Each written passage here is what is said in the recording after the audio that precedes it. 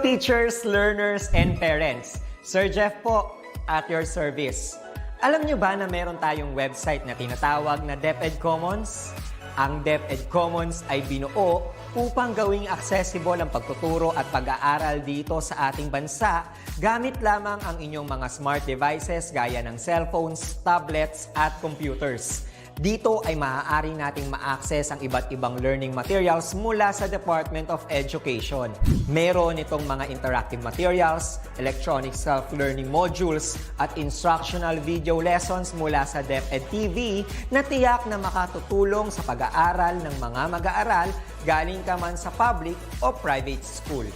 Walang problema dahil welcome ang lahat dito. Para ito sa mga guro, magulang at mga mag-aaral mula sa kinder hanggang grade 12, alternative learning system o ALS, at pati na rin ang special education.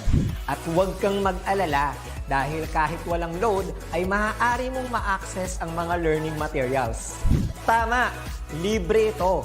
Ang kailangan mo lamang gawin ay i-on ang iyong data at buksan lamang ang iyong browser at i-type ang commons.deped.gov.ph.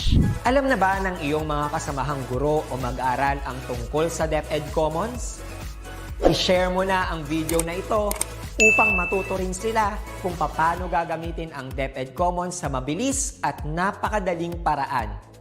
Muli, ito po si Sir Jeff at kita-kits po tayo sa DepEd Commons. Paalam!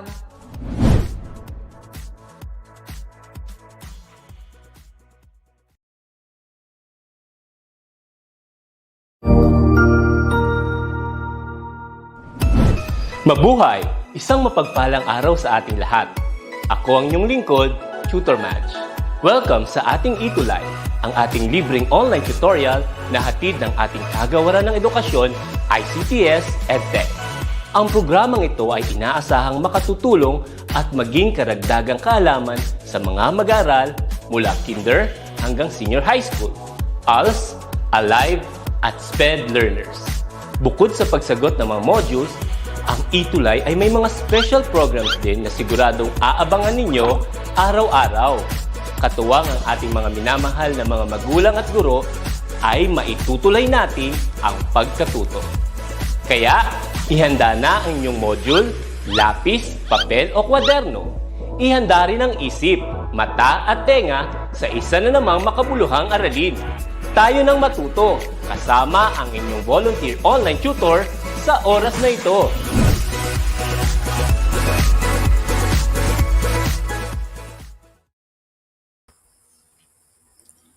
Good evening, everybody. Kamusta? May top 1 agad tayo. Oh, greetings, good afternoon.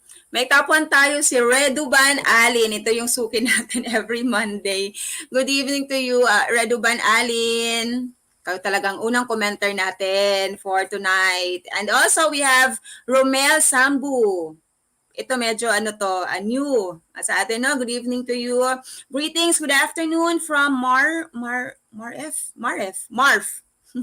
Marif, something like that. Penelope Barnett, okay? Vortex. Okay, good evening everybody. Kamusta? How's Monday? How's the first day of the week?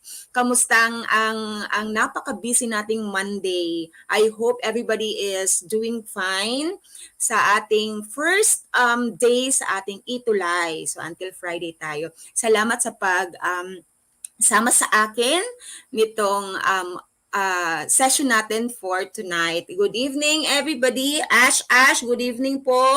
Okay, welcome to another episode of our session of our ALS LS1 English for ALS students, of course. And also welcome tayo kung sino ang viewers natin, no, for tonight. Okay? Okay, meron pa tayong mga viewers. Sino pa? Ito si Reduban Alin, ito yung suki natin. Thank you, Alin. Okay, without further ado, we will start now our lesson. Okay, before that pala, last week we discussed about writing, effective writing. So we discussed writing patterns. So later I will show you, no? So I will show you our faces muna. Okay, I am Tutor Noreen, sometimes also Tutor Mary Ann and Tutor Sam. They're also in charge also sa ating ETUlay TV. Kung makikita niyo sila sa TV. Okay? So, kaming tatlo ang naka-assign sa LS1 every Monday from 6 to 7 p.m. Ayan, yung mga gagandahan kong mga kasama. Okay? For tonight, ako munang makakasama ninyo. Okay? So, our lesson for tonight is entitled Figure It Out. Okay? Ano kaya yun? Bakit figure it out? When you hear this phrase, what comes into your mind, or what is the first thing that you think of when you hear this phrase, figure it out? Ano sa tingin nyo? Anong nasa isip nyo pag narinig nyo to? Yung figure it out. Anong i-figure natin? Okay, ano yung out? Ano yung it? There's something, or there's a connection of this phrase to our lesson this afternoon or this evening. Ano sa tingin nyo? Anong nasa isip nyo pag sabing figure it out? What is our lesson about? Anybody from our viewers? Okay? Ano kayang meron sa figure it out na yan? Okay? Medyo delayed ang ating mga comments. Okay? Ano yung first na naisip mo pag marinig mo yung figure it out? When someone asks you, what is this? Sabi, hindi ko alam, I don't know. So that person may say, figure it out. Or if there's a problem, then you don't know the solution. O, alamin mo, yan, sa Reduban Alin, alamin mo, discover it. Or give the solution of that problem, figure it out. Alamin, okay? Alamin mo, i-discover mo kung anong dapat gawin, okay? Figure it out. This afternoon, we will be discussing phrases that are very important to our communication, to language, okay? So, I will have a short recap of what we had last Monday. So we discussed about writing patterns. So we knew that there are 6 basic patterns in writing. These are definition, second is cause and effect, comparison, chronological order, decreasing importance, and lastly is developing through examples. So we discussed all of these last Monday. So this afternoon, medyo iba yung topic natin. Okay? We will be talking about phrases. We will be talking about matalinghagang mga phrases. So ano kaya itong mga to?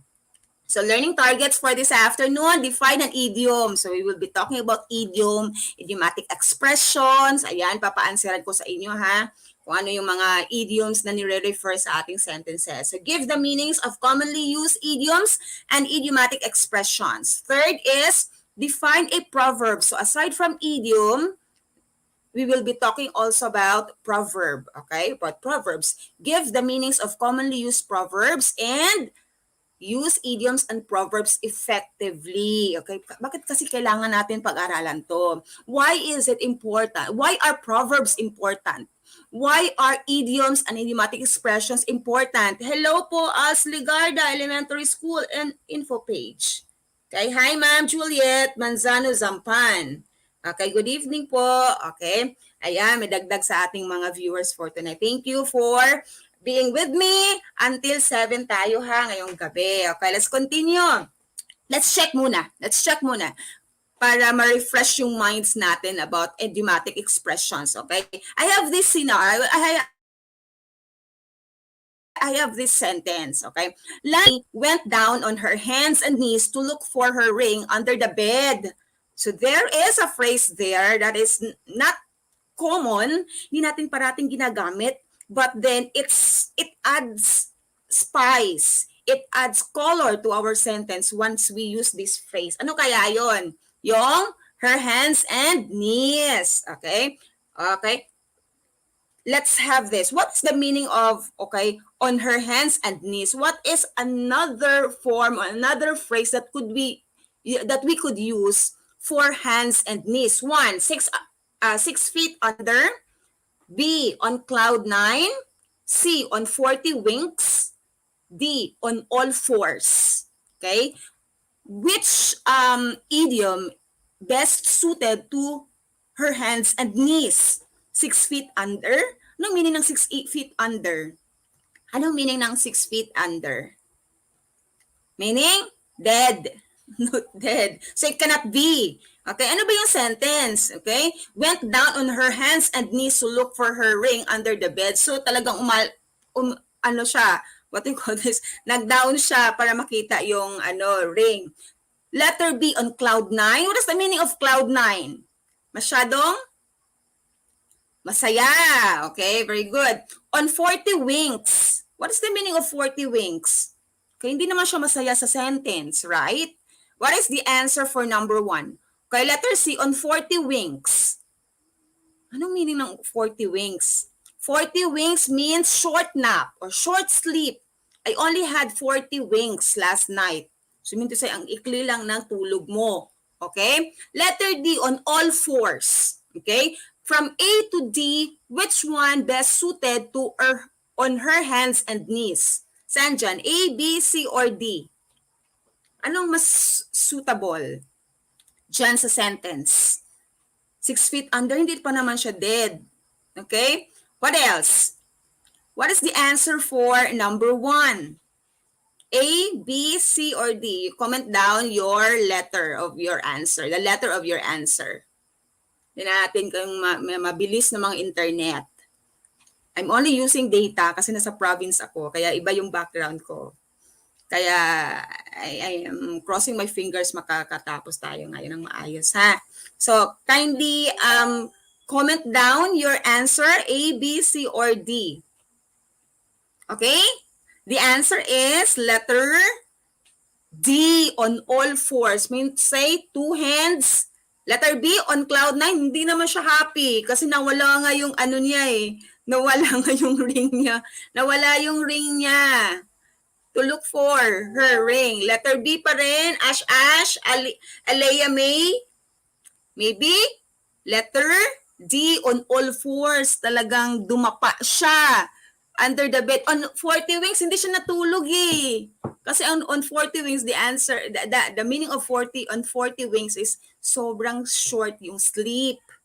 Okay? Kaya sabi ko sa kanina, sabi mo, you may say sobrang puyat ka. Parang 3 hours lang yung tulog mo. So you may say, instead of saying, I only had 3 hours last night, I only had 3 hours of sleep last night, you may say, I only had 40 winks last night. So you mean to say, sobrang ikli lang yung tulog mo. The answer is letter D, dog. Okay, later I will discuss more about idioms. Ito, warm up lang natin to, ha. Warm up lang natin to para ma-recall natin yung idioms natin nasa mind na natin. Okay, look at this, number 2. His friends have difficulty understanding him because he is a person who does not act like everyone else. So, tingnan natin ang letter A, an old hat. B, an open secret. C, an oddball. D, out of one's hair. Which one best suited for a person who does not like or who does not act like everyone else? Alin kaya dyan? What is the meaning of old hat? Old hat means old-fashioned. Old-fashioned na tao. Oh, ganon. An open secret, so hindi yan pwede sa sentence natin. It cannot be. So, X na yung letter A. Letter B, an open secret. Is this person hiding something? Wala naman, no? It's about his action, right? It's about his action. Okay, it cannot be. An oddball. Oh, odd means different. So, pwede kaya natin sa number 2 na sentence? Pwede natin i-replace yan? Okay. That's correct. Okay? Pwede natin i-replace. So, the answer for number 2 is letter C. It's letter C, an oddball. Okay? Out of one's hair, hindi siya kasali. Parang ganon. Okay? So, let's continue. Asan na yung mga comment? Parang mga delayed ang ating mga comment. Siguro yung mga wifi natin. Wifi ninyo, I'm using Okay? Makikisama yan hanggang 7 o'clock. Okay? Continue. Okay, number 3. Okay, this is about Proverbs naman. Okay, look at this. I'll give you the scenario ha, the situation. Okay, letter C. Yan, si Alea May Araza. Pumasok na yung comment niya. Karina sat down with her boss. Medyo naglalag. Okay? Karina sat down with her boss so they can choose the right option to take with regard to hiring the employee for the new project.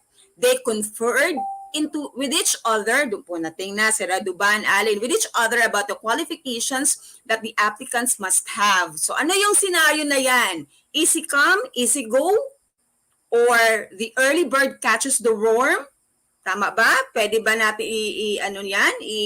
i-apply dyan sa sentence natin o sa situation natin?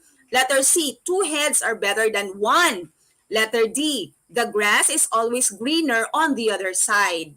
Which one? So si Karina daw sat down with her boss. Why? Because they'll have to come up with a decision kung sino yung karapat-dapat na employee.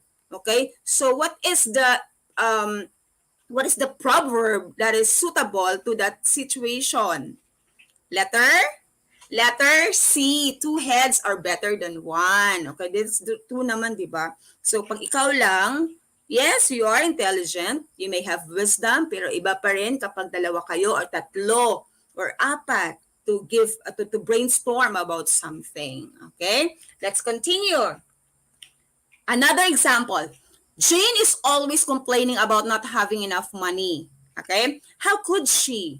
When she spends all her money as soon as she gets her allowance. Ay, maraming ganito. Pagkuwasa, letter C, that's number 3, Alea May. Medyo to si Alea May. Medyo siya, interactive. Okay, let's have letter A. Easy come, easy go. Easy come, easy go ba si Alea? Si Jane? Or the early bird catches the worm? Letter C, 2 heads are better than 1. Or letter D, the grass is always greener on the other side. So what's the answer? Anong answer natin dyan? Jane is always complaining about not having enough money. Wala akong pera. Pero pag nandiyan na yung allowance niya, bili agad. So which one? Letter? I understand your comments may have delays dahil sa iba yung natin, iba yung gamit natin. But the answer is, so continue lang tayo ha. So I will read your answer once it gets in. Letter C, 2 heads are better than 1. For number 4, that's for number 4. 2 heads are better than 1 ba? The answer is easy come, easy go. Parang happy-go-lucky. Parang ganon. Pagka-pera, ubus agad. Pag wala naman, taghirap. Pag meron, tigyaman. Okay? Tigmayaman. Okay? Let's have it. What is an idiom ba? Okay? What is an idiom? Okay, let's start. An idiom is an expression that cannot be understood from the meanings of its separate words, but that has a separate meaning of its own. Meaning to say, hindi mo siya pwedeng i-chop. It should be understood as is, as a whole. Okay? Dapat hindi mo siya pwedeng rearrange. The words in an idiomatic expression cannot be rearranged nor changed. Meaning to say, as is. Hindi mo pwedeng kaltasan, hindi mo pwedeng i-chop, as is. Kasi pag i-chop mo siya, it is no longer an idiom. It is merely a word na pinagseseparate mo. To give you the idea what is an idiom, look at this. Keep an eye on. That is an idiom. Idiomatic expression. Okay? Pero kapag sabihin mong keep, meron siyang sariling definition. Keep means not to part with something. Okay? When you look up in the dictionary, ang keep natin is not to part with something. Yun ang meaning niya. And that's correct. Okay? Next, meron tayong another important word in that phrase, eye. So an eye is our organ of vision. So kapag isa-isahin mo siyang intindihin, that means not to part with our organ of vision. So parang walang sense. Okay? So kapag idiomatic expression, hindi mo siya i-define as is. So, you'll have to read between the lines lang kung ano yung connection nila sa isa't isa. Ano ang connection ng mga words in that phrase? So the correct one is to watch something keenly, attentively. Okay, so the meaning of keep an eye on is to watch something attentively or keenly. Okay, so an idiom should not be separated. It should be as one. Should be taken as one word with one meaning. Okay? So, nagkataon lang talaga na grupo sila ng words sa phrase. Example, the food I was cooking got burned because I had to keep an eye on my little brother who was running all over the place. Okay? So, keep an eye on my brother. So, mean to say, kailangan kong bantayan yung brother ko kasi nga, ang likot, running all over the place. Okay, that's it. Keep an eye on. Let's continue. Okay, I'll give you more examples of idioms, idiomatic expression. Look at this. Pandoy burned the midnight oil because he wanted to be well prepared for their exam the following week. Okay? So the meaning of burn the midnight oil, imposible naman mag-burn ng oil. So the idiomatic expression, burn the midnight oil means studied or worked long into the night. Okay? So minsan, hindi mo pwedeng i-define ang burn, ang midnight, at saka ang oil. But it should be taken as one. Okay? It should be taken as one. Burn the midnight oil. Another example, look at this. The truck, medyo delayed lang. The truck picked up speed. So a truck cannot pick up something.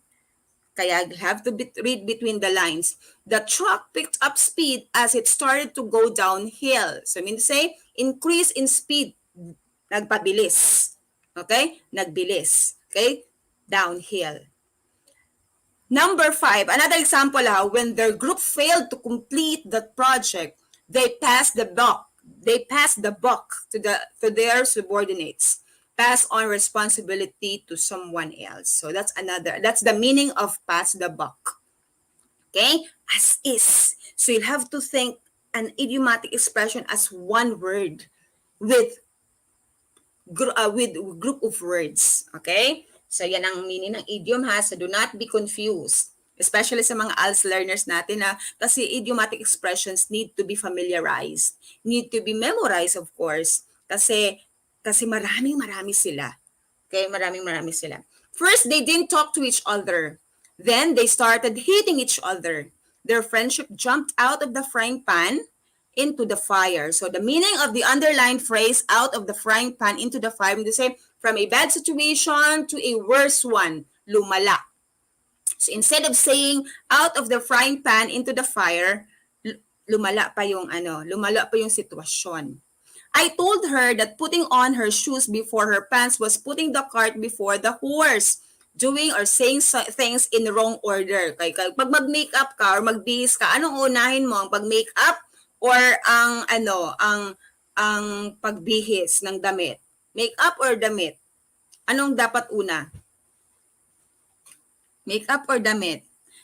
We also have Marites Dalida. Taga saan si Marites Dalida? Ito, mga bago nating viewers. Good evening po, Ma'am Marites. Okay.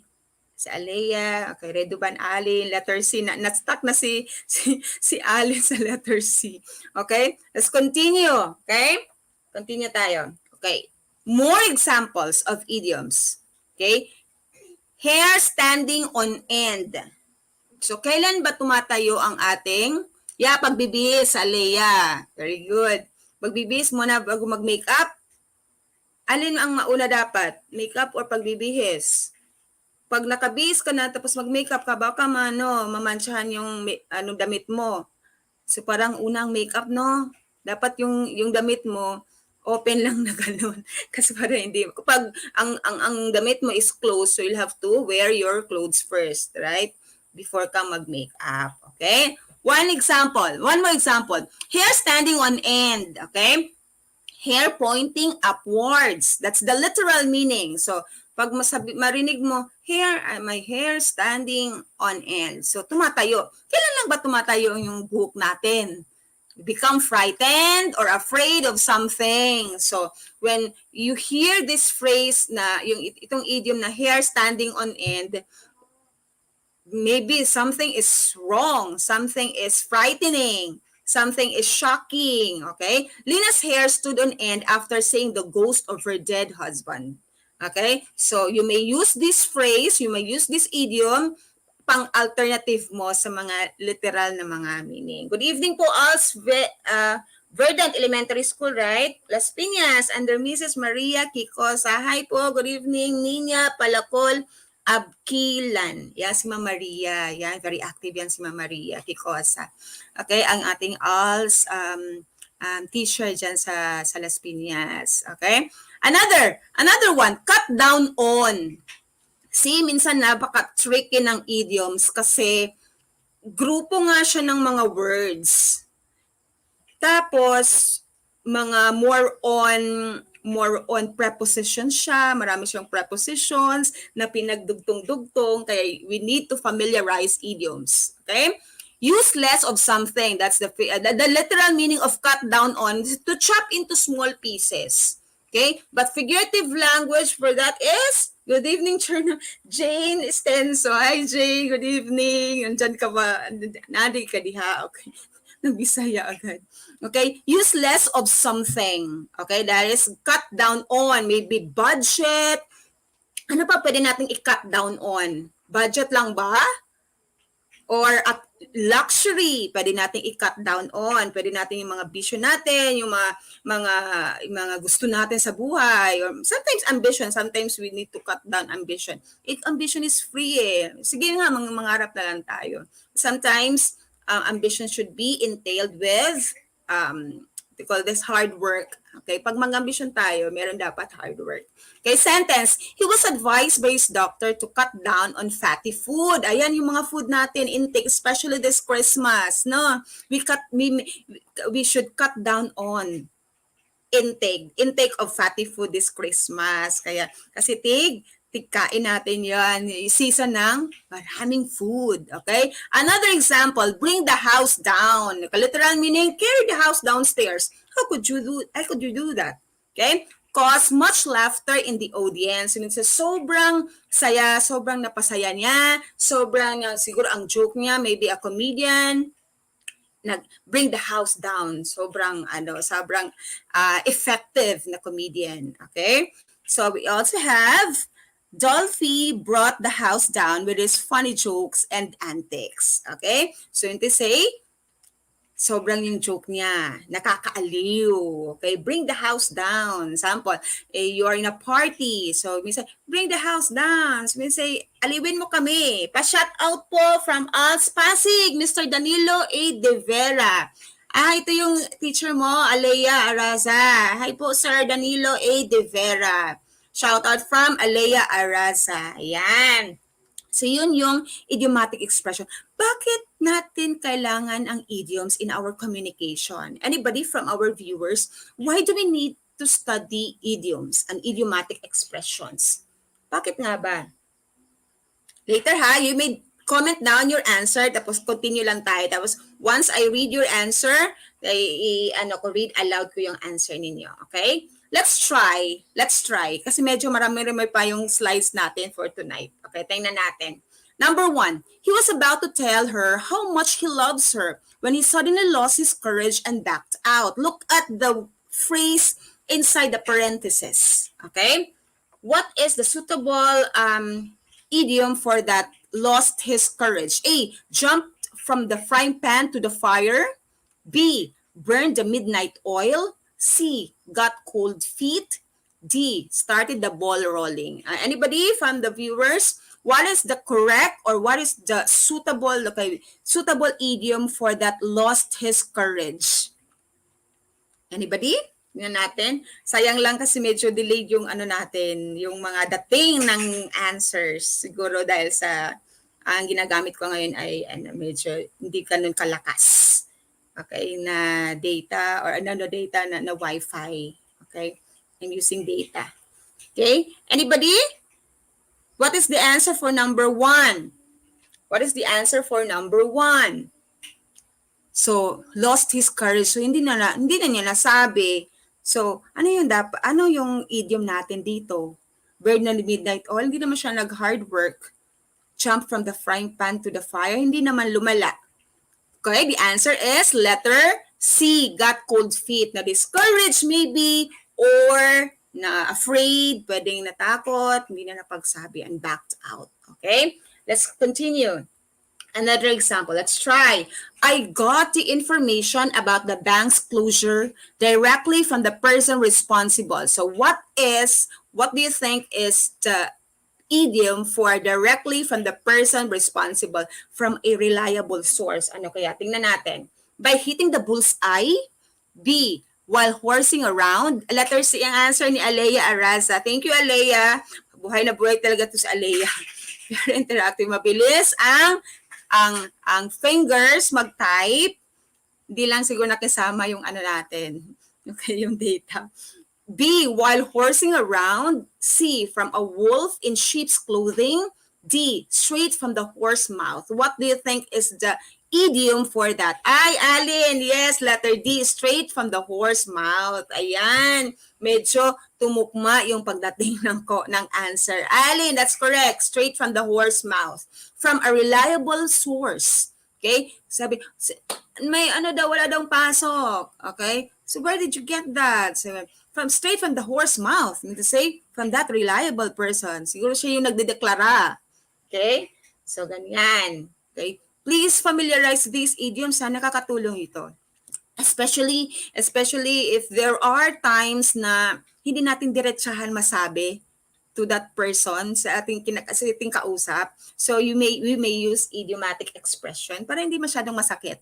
Right? Hindi masyadong tagos. So we use idiomatic expressions. Ira arrived at the party wearing one of her best clothes. Okay, what is the idiom for wearing one of her best clothes? A, wearing her birthday suit. B, dressed to kill. C, after tightening her belt. D, by flying by the seat of her pants. Which one? Letter? What's the answer for number 3? Wearing her best suit, birthday suit. One of her best clothes. So, dressed to kill. Kasi pag sobrang bongga yung suot niya, especially na party, tapos head turner talaga siya kasi ang ganda ng suot niya. So you may say, she really dressed to kill. You say, bongga yung damit niya. The best yung suot niya. Head turner siya for the night. Okay? So you may use dress to kill. Another example. Maria stayed calm when she felt the water in their boat reaching her ankles. So what is letter B, Alea May. That's the answer. What is the idiom for stayed calm? A, kept her head. B, made up her mind. C, held her tongue. D, landed on her feet. What's the answer? Ang kept her mind, it means say, may presence of mind. Corazon Penarejo. Good evening po, ma'am. Corazon kept her head. Okay? Letter B, made up her mind. Pag sabihin, made up her mind, ang alin yung made up her mind, means say, that person has come up with a decision. Okay? I've made up my mind. So you say, you've come up with a decision already. Okay? Na mag-Christmas ako, something like that. Mga decision natin sa buhay, especially nowadays, especially this Christmas. Okay? Held her tongue, means say, refused to say something. Landed on her feet, means say parang successful yung effort. Okay? So the answer for number 4 is letter, okay, stayed calm means, or kept her head means stayed calm. Nasa presence of mind pa siya. Kept her head. Okay, please keep your head. Say, presence of mind. Huwag kang magpanic. Okay, that's letter A, Alea. The answer is letter A, kept her head. And say, focus, kalma, especially in times of emergency and in times of troubles. So you need to stay calm. So instead of saying, please stay calm, you may say, please keep your head. Okay, so focus lang. Another tayo. Okay? Medyo delayed lang. Okay. Okay, Rene has never worked a day in his life because he was born rich. Born rich. Ano ang pwede nating idiom dyan? Always in the groove. B, happy as a lark. C, a cheapskate. D, born with a silver spoon in his mouth. What is the answer for number 5? Letter C? Saan kaya yung letter C? Alin, baka yung previous. Letter D, Reduban Alin. Yes. Letter D, born with a silver spoon in his mouth. So, born rich. Okay? Ano kaya yung kinalaman ng spoon of being to being born rich?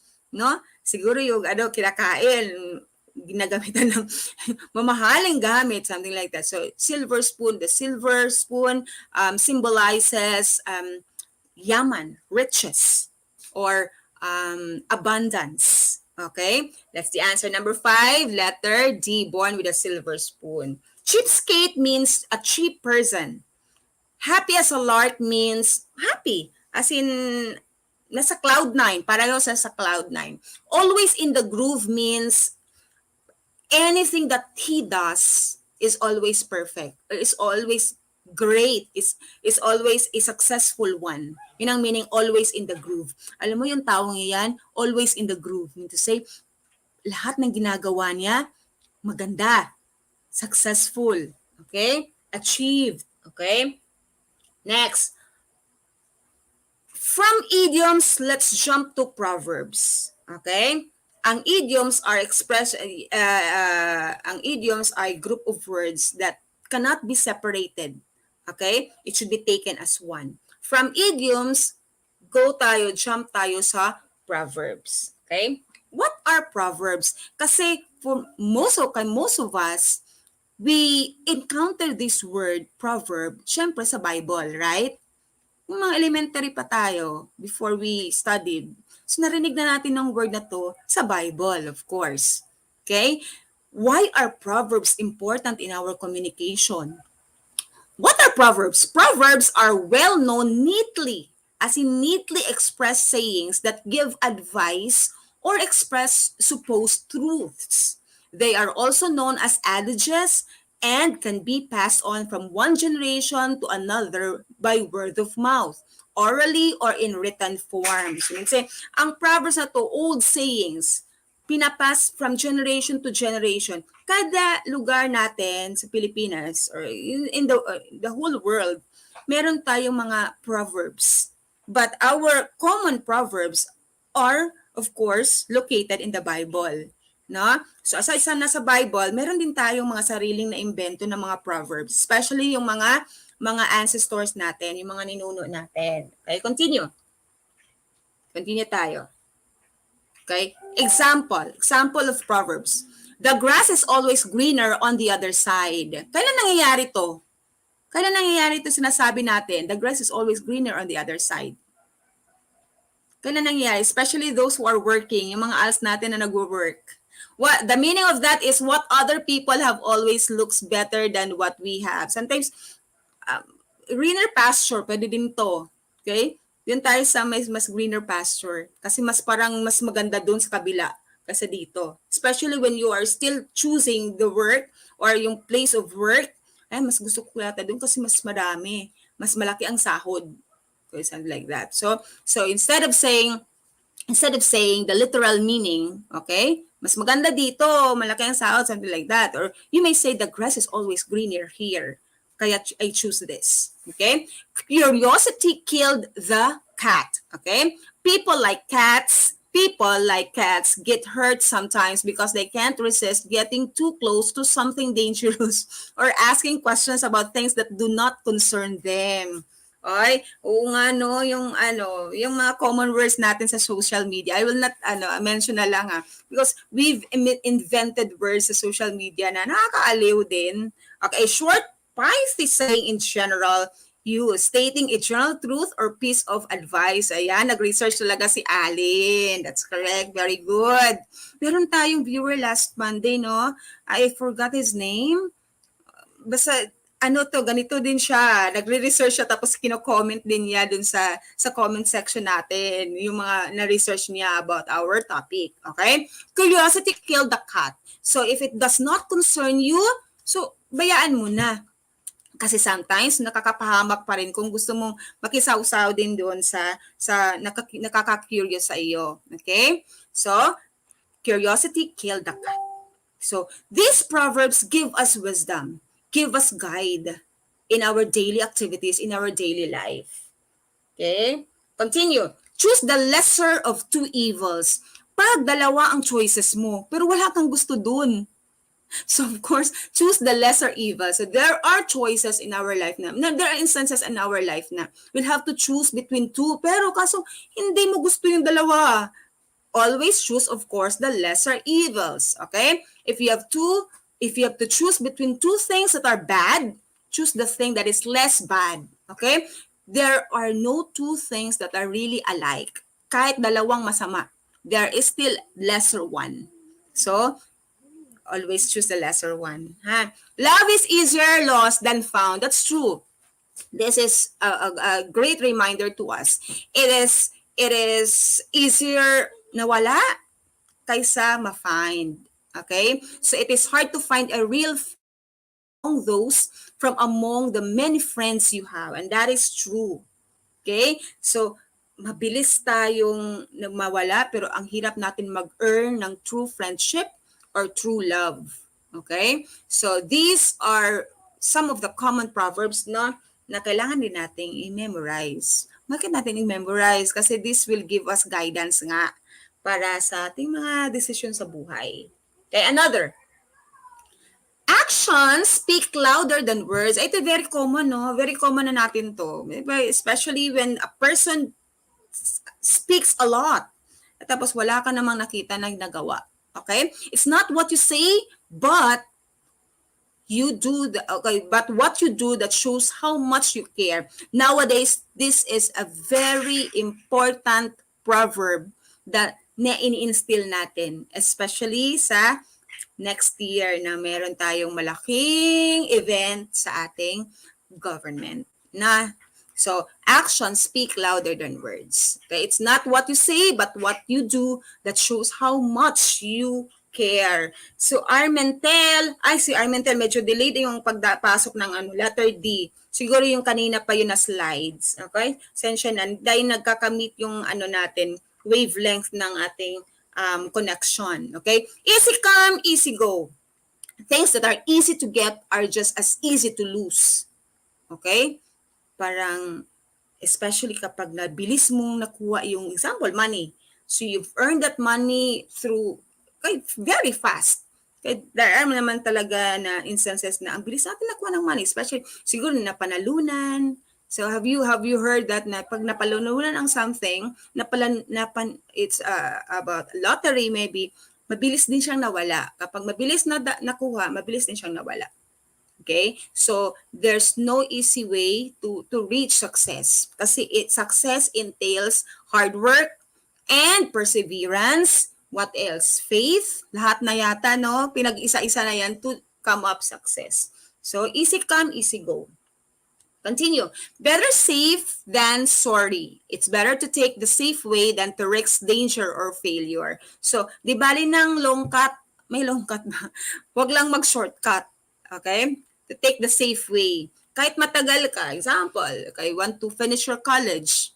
Okay? So, you'll have to take that journey. The 4-year course, maybe, kahit sobrang tagal, kahit sobrang hirap, that's the best way that you can achieve success. Okay? Better safe than sorry. Kaysa mabilisan, it's not safe naman. Look before you leap. Very important natin to. Very, very important sa atin to. Shop or look around first before investing your money or time into something. So when you invest, not only feelings, but money. Nowadays, rampant to. So before you invest into something, research ka muna, tama ba to? Or totoo ba to? Hindi ba to, hindi ba to modus? Parang ganon. So look before you leap. Or sometimes when you come up with a decision, mag-research muna or mag-isip muna before you come up with a decision. Huwag basta-basta mag-decide kapag hindi mo pa na-weigh ang pros and the cons. Okay, let's continue. Konti na lang. 37. Okay?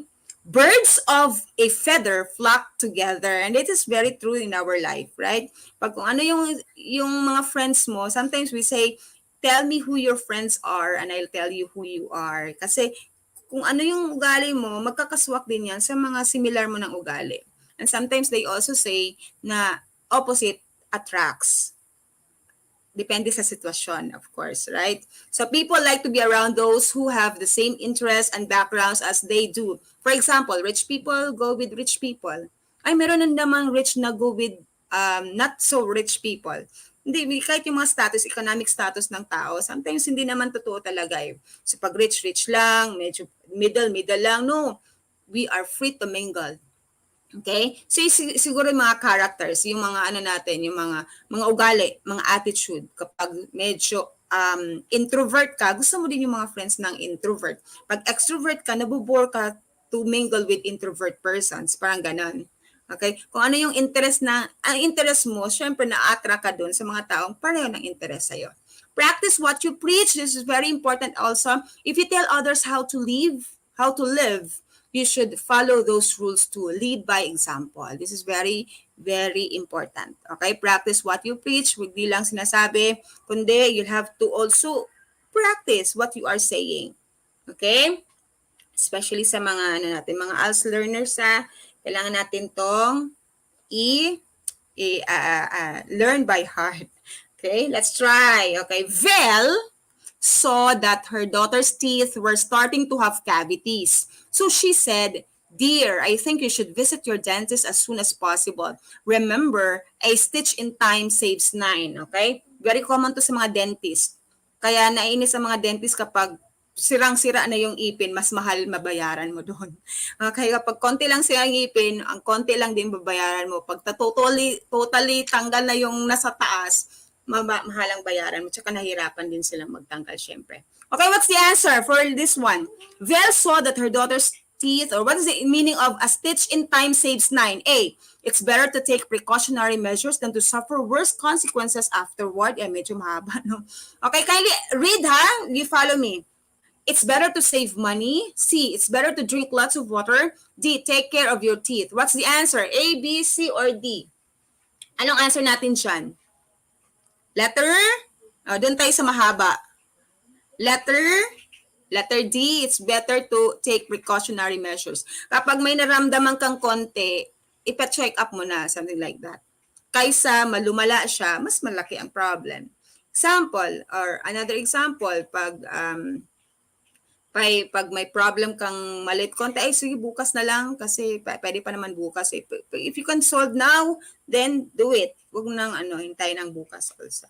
Okay, there's another saying na similar to this also. Okay, you did something wrong and you fear that your parents will know about it. You ask your friend for advice and he tells you that honesty is the best policy. What is the meaning of that? So yun lang sinagot niya sa'yo. What's the meaning? Do not tell your parents about what happened. Be honest and tell your parents what really happened. Who knows, they may be even able to help you solve your problem. Hide what you did from your parents or lie to your parents so you won't get scolded. So the answer is letter A, letter D, yan. Pumasok na yung mga answer ninyo. Armentel. How am I going to read your name, Armentel? Armentel? Really, Armentel? Sir or ma'am? Okay, Reduban Alin, letter A. What for the letter D? Para saan kaya to? But anyway, I'm still reading your answers kasi siguro yung mga previous slides natin hindi lang nagkakatugma yung pasok ng answers ninyo. The answer for this is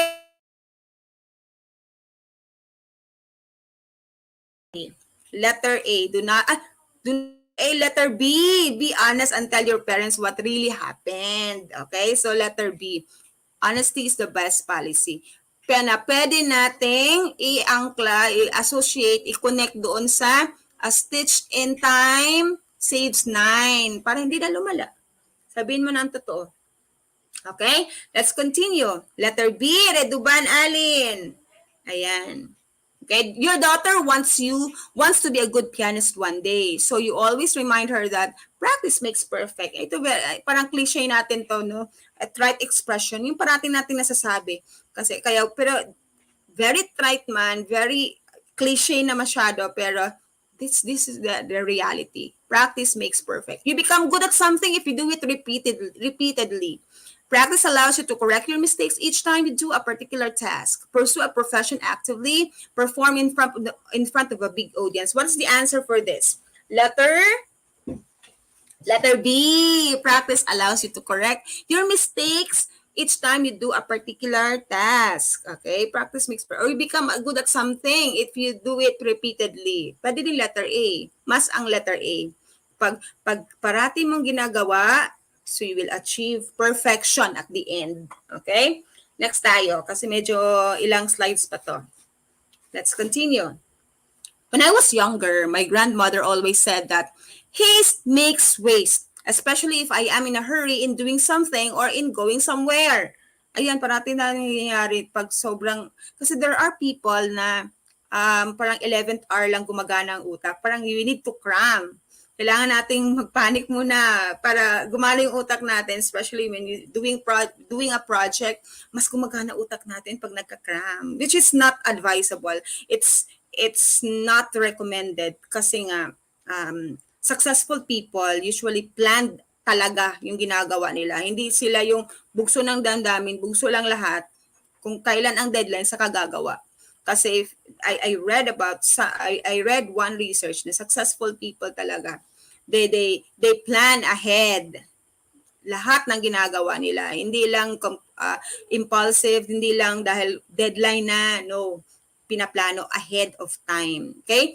What is this? Haste makes waste. A. Undue eagerness to act may lead to damage or destruction. Pag nagmamadali, mas maraming mistakes. Move quickly to save time and effort.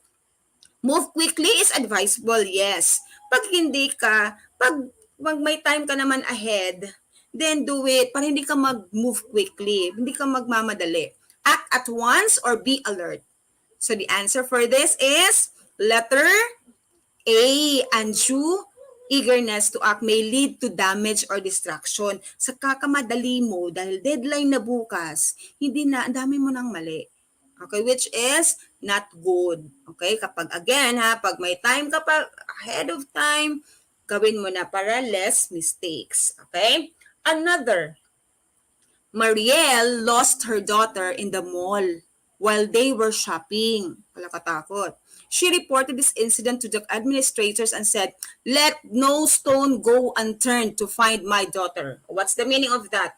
Pag ikaw yung manager, sinabihan ka ng ganyan, anong meaning ng stone? Anong meaning ng unturned? Bakit sinabi niya yon? So look for her daughter fast. Look for her daughter under the stones. Page her daughter to come to her. Exert all effort to find her daughter. B or D. Previous yan. Yes, Alin, that's correct. Okay? So what's the answer? Maria lost her daughter in the mall. Okay? Meaning? Exert all effort to find her daughter. Means say exert. Let go, no stone go unturned. Say lahat buklatin. Lahat hanapin. Lahat ng corners hanapin yung anak niya. Okay? That's it. Medyo ano to. May delay. Okay?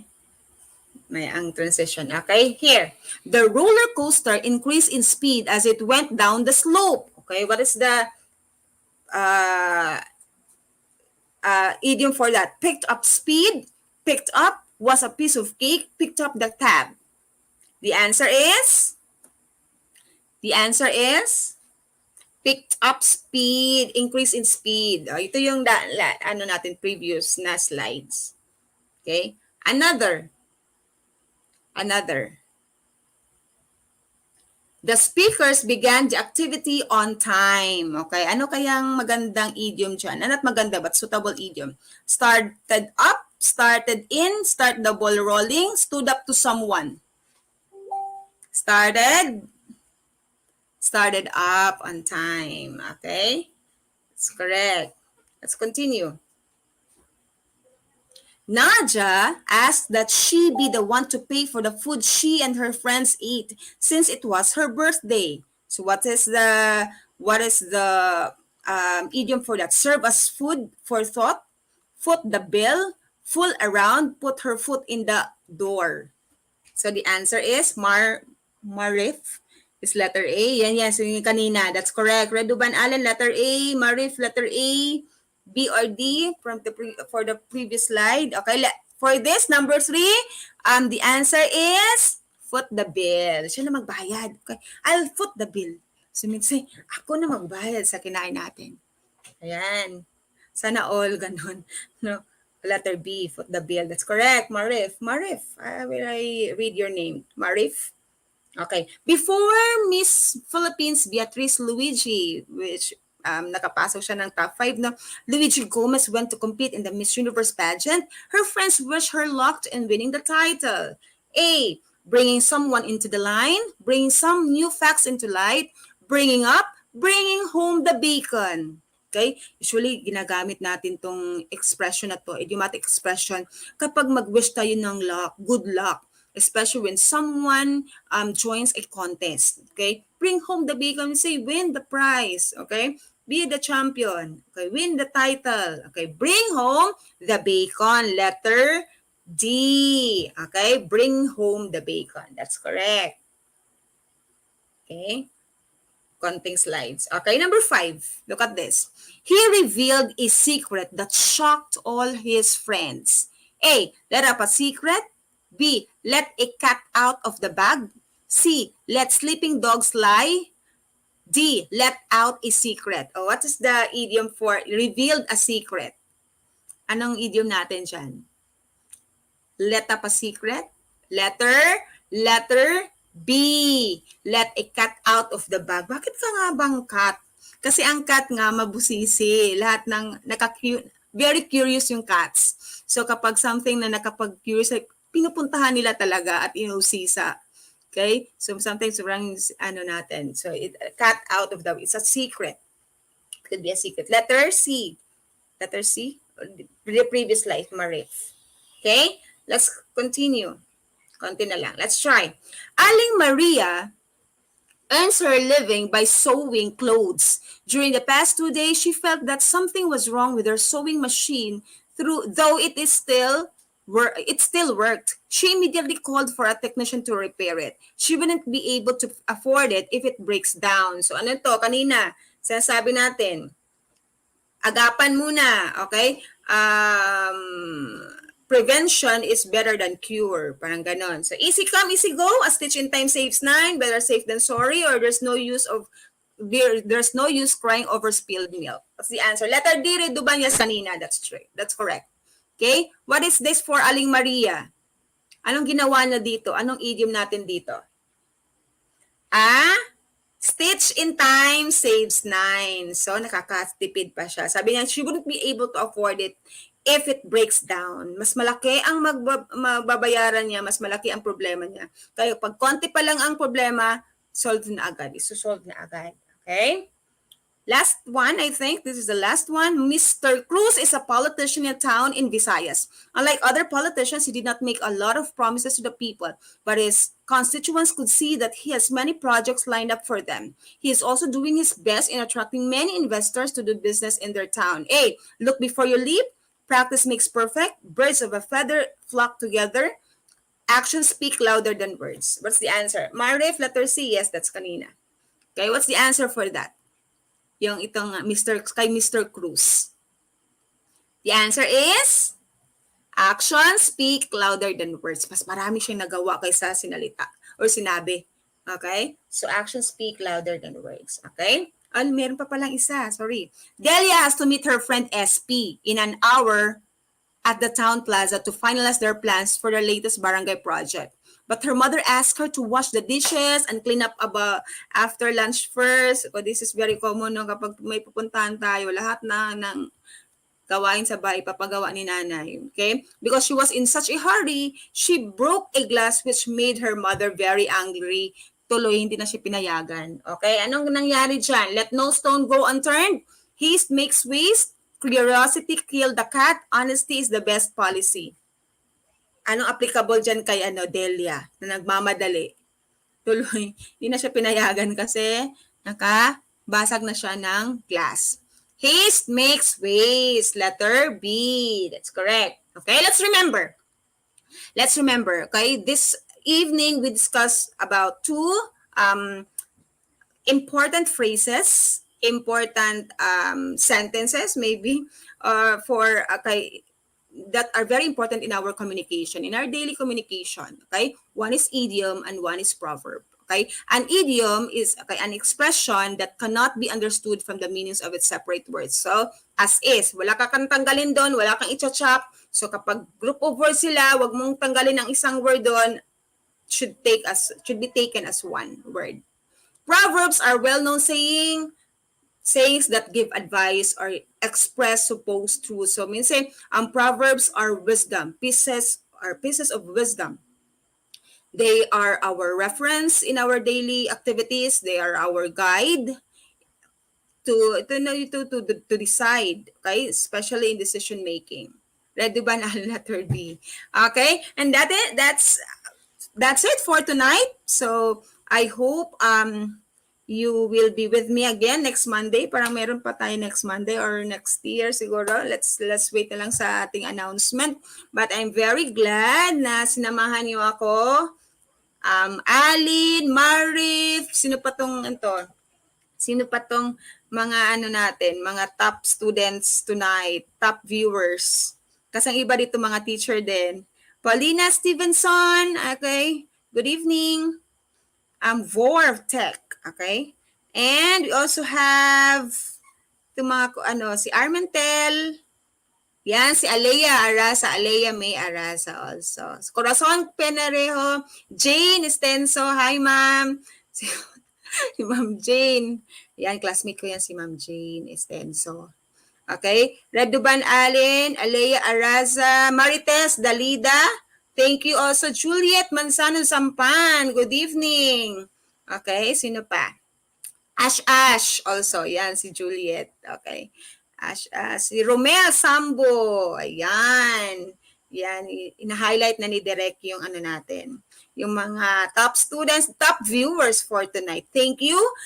Once again, thank you for accompanying me until 7 o'clock. Our ETUlay is always from Monday to Friday, from 9 a.m. to 7 p.m. So, ang ALS natin from 5 to 7. So, kung may relative kayo, kasama nyo sa bahay, ng mga ALS, please encourage them. So, every 5 to 7 p.m. So, 2 subjects tayo every day from Monday to Friday. And yung mga regular students natin, may kapatid, may kapitbahay kayo, please ask them please encourage them to watch ETUlay kasi malaking tulong po ito pag-answer ng mga module natin. Ha? So, para na rin kayo nakapag face-to-face. No, may free tutorial. Okay? Free tutorial. Kasi halos similar lang din naman ng kahit anong module na gamit mo, but because you are using the same MELCs, yung natin, competencies, so makaka-relate pa rin tayo, ha? So, kahit sa ang lupalop ka man ng Philippines, okay, naaabot ka ng ETUlay. So, Monday to Friday tayo sa ETUlay. Okay, thank you. And, meron pa tayong mga comments pala. I'll have to read. Okay? Pasensya na po. Panoorin ko po. Alin, yes. Happy Natal Day and Happy New Year. Yes. Happy New Year. Merry Christmas. Okay, advance sa atin. Salamat po. Sobrang nagutom na kasi ako si Alin. Ito si Junes Rooney. Okay? Good evening and thank you for accompanying me until 7 tonight. So see you next Monday. Or next, depende kung may schedule tayo next Monday or next year. Okay? Same time from 6 to 7 p.m. every Monday. ALS English tayo, ha? Thank you so much. This is your tutor for tonight, Tutor Noreen. Okay, goodbye.